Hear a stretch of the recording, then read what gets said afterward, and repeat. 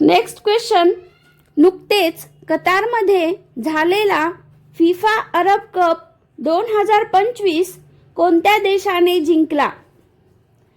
तर कतारमध्ये झालेला फिफा अरब cup 2025 Morocco देशाने जिंकला आहे.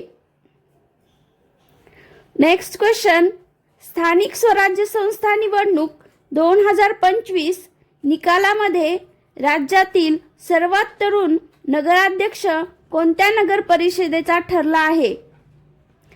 तर याचे उत्तर आहे सिंदखेड राजा,